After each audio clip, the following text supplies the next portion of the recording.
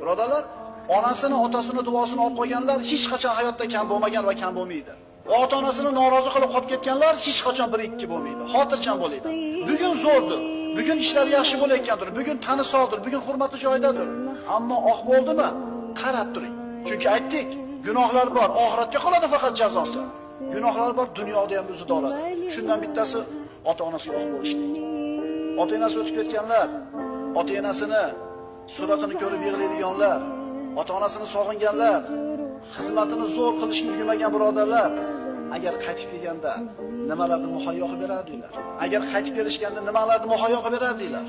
Ota-onasi tiriklar, ana shu pushaymonni yemasligi uchun boshimizga qo'ygan qush ular. Birrat uchib ketishi mumkin. Xizmatini qilib qolaylik, duosini olib qolaylik.